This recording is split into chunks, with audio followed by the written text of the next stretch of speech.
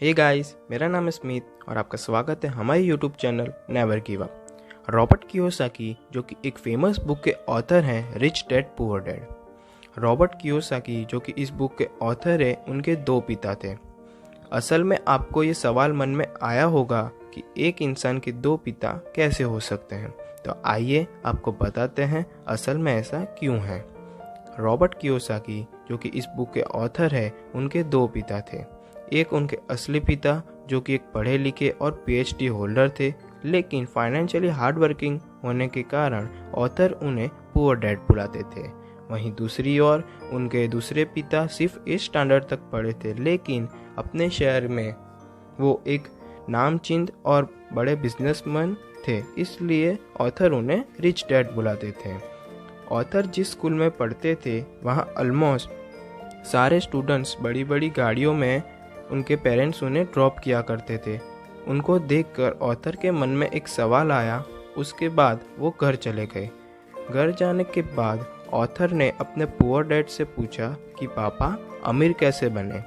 तभी poor dad ने author पर ज़्यादा ध्यान न देकर ऑथर से कहा कि अपने हेड यानी अपने दिमाग का इस्तेमाल करो, तुम्हें जवाब मिल जाएगा। और उसके बाद ऑथर ने अपने फ्रेंड माइक को लेकर अपने घर के आसपास कॉलोनी और सोसाइटी में से खाली टूथपेस्ट इकट्ठा की और उन सारी खाली टूथपेस्ट को अपने बैकयार्ड में एक बर्नर ने जलाने लगे। तभी ऑथर के डैड ने ऑथर और माइक को पकड़ लिया और पूछा कि ये क्या कर रहे हो। तब ऑथर ने कहा कि सारी टूथपेस्ट में से मेटल रिंग को मेल्ट करके मनी कॉइन्स बनाएंगे और पैसे वाले बन जाएंगे। तभी ऑथर सिर्फ 4th स्टैंडर्ड में पढ़ते थे। फिर उनके पुअर डैड ने कहा कि तुम्हें जानना है कि अमीर कैसे बने, तो मेरे पास इसका कोई आंसर नहीं है, इसलिए तुम माइक के फादर को जाकर पूछो, वो एक बड़े बिजनेसमैन है।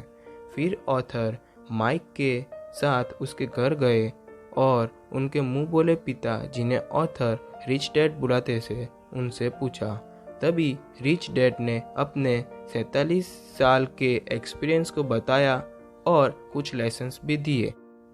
और रॉबर्ट कियोसाकी अपनी book rich dad poor dad में अपने 30 साल के जीवन में उन्होंने जो लेसन्स अपने रिच डैड से सीखे हैं, वो 6 लेसन हर किसी को अमीर बना सकते हैं, चाहे वो पढ़ा लिखा है या नहीं। तो आइए वीडियो में हम उस 6 लेसन के बारे में बात करते हैं। अगर आपको rich dad poor dad book में थोड़ा सा भी इंटरेस्ट है तो आप इस बुक को बाय कर सकते हैं। हमने लिंक डिस्क्रिप्शन में दी है, जहां आपको हिंदी और इंग्लिश दोनों लैंग्वेज में अवेलेबल होगी। Lesson number 1, rich don't work for money, money work from them.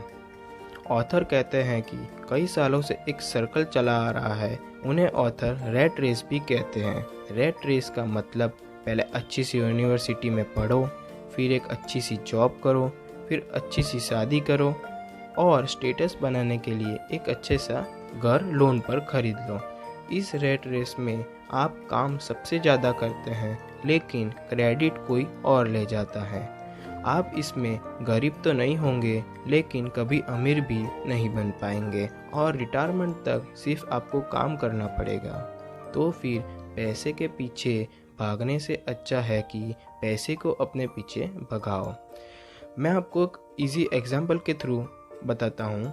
आप कोई भी एसेट खरीद लो जिससे आपको हर महीने एक पैसिव इनकम जनरेट हो। जैसे कि आपके पास 2 कार है, उनमें से एक कार को आप यूज़ करते हैं और एक कार ऐसे ही घर में पड़ी रहती है, तो आपको उस एक कार को रेंट पर दे देना चाहिए, जिससे आपको हर महीने some amount of passive income आपको उस कार से जनरेट हो।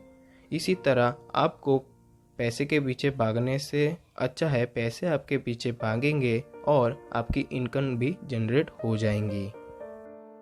Lesson number 2, keeping money is more important than making it. आइए इसे आसान भाषा में समझते हैं।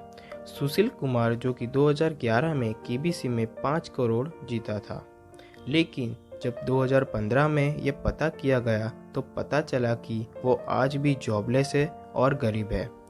आपने अक्सर कोई भी स्पोर्ट्समैन और फिल्म स्टार को देखा होगा कि एकदम अमीर होने के बाद कुछ सालों में वो वापस पहले जैसे हो जाते हैं। इसका सीधा रीज़न है फाइनेंशियली इलिटरेसी। इसका मतलब है पैसे को कहाँ इस्तेमाल करना चाहिए उसका ना समझ होना। तो क्या आप जानते हैं कि सुशील ने वो पैसा कहाँ इन्वेस्ट किया? सुशील ने उन पैसे के मेजर पार्ट को अपने जॉइंट फैमिली के लिए 3 फ्लोर का एक घर बना दिया। इसलिए ऑथर कहते हैं कि keeping money is more important than making it. Lesson number 3, get in your business along with your job. McDonald के फाउंडर रिक रॉक ने एक बार 1947 में MBA क्लास में स्पीच दी थी। तभी उन्होंने पूछा था कि कोई जानता है कि मैं कौन से बिजनेस में हूँ। हालांकि ये तो सब जानते हैं कि वो एक हैमबर्गर बेचते हैं, लेकिन तभी एक लड़के ने हाथ खड़ा किया और बोला, सर हैमबर्गर। तब रिक रॉक हंसने लगे और कहा कि मेरा असली बिजनेस तो रियल एस्टेट है। इसके साथ ऑथर बोलते हैं कि किस तरह रिक रॉक ने अपने हैमबर्गर के साथ रियल एस्टेट का एम्पायर खड़ा किया है। इसलिए ऑथर कहते हैं कि जॉब के साथ आपको कुछ पैसे को बिजनेस में लगाना चाहिए जो कि आपके लिए काम करे। ऑथर इसके कुछ एग्जाम्पल देते हैं जैसे कि बिजनेस, स्टॉक्स और रियल एस्टेट, जो कि आपके पैसे को खुद ही बढ़ाने लगेंगे, क्योंकि जॉब के पे चेक आपके सारे बिल्स और कुछ चीज़ों में ख़त्म हो जाएंगे। तो अपने पैसे को सही जगह इन्वेस्ट करें। Lesson number 4, different between liability और एसेट। लायबिलिटी और एसेट को समझे और हमेशा एसेट को खरीदे। आइए हम जानते हैं लायबिलिटी और एसेट के बीच का अंतर। लायबिलिटी का सीधा एग्जांपल है जिसमें आपने पैसे इन्वेस्ट किए लेकिन आपको 0% रिटर्न मिलता है, उसे हम लायबिलिटी कहते हैं। जैसे कि फ़ोन, कार एक्सेट्रा कुछ भी। यहाँ तक कि लोग अपने घर को भी एक एसेट समझते हैं, लेकिन ये एक मिथ है। एसेट का मतलब आपके काम के बिना पैसे जनरेट होते रहे, उसे हम एसेट कहते हैं। जैसे कि फॉर एग्जांपल कोई भी ऐसी चीज़ जिसमें आपको कोई भी काम ना करना पड़े और हर महीने आपकी पैसिव इनकम जनरेट होती रहे, उसे हम एसेट कहते हैं। जिसका एग्जांपल मैंने आगे के लेसन नंबर 3 में दिया, जैसे कि stocks, real estate, business etcetera कुछ भी, कोई भी ऐसी चीज़ जिसमें आपको आपके पैसे डालने के बाद रिटर्न मिले, उसे हम एसेट कहते हैं। अगर आप लायबिलिटी और एसेट को समझते हैं तो आप कभी भी लॉस में नहीं जा सकते। Lesson number 5, taxes are for middle class and poor. Author taxes की हिस्ट्री से बताते हैं कि सोसाइटी में रिच और पुअर के गैप को हटाने के लिए टैक्स को लाया गया था। पहले टैक्स सिर्फ अमीर लोगों पर ही लगता था, लेकिन फिर इसका एकदम उल्टा हो गया। अब अमीर के साथ साथ मिडिल क्लास और अपर मिडिल क्लास लोग भी टैक्स को पे करते हैं। अमीर लोग अपने दिमाग से टैक्स को कैसे कम किया जाए उस पर सोचने लगे, और इसी तरह अब सिर्फ गवर्नमेंट के पास जितना भी टैक्स जनरेट होता है वो मिडिल क्लास और पुअर पीपल का होता है।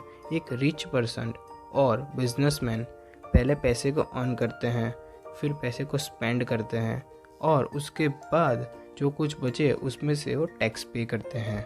वहीं दूसरी ओर मिडिल क्लास और पुअर लोग पहले पैसे को अर्न करते हैं, फिर उसमें से टैक्स पे करते हैं, और जो कुछ बचा उससे उस पैसे को स्पेंड करते हैं।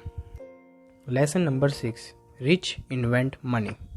Bill Gates, Dhirubhai Ambani, Steve jobs, mark Zuckerberg, किस तरह इन लोगों ने अपने पैसे को इन्वेंट किया।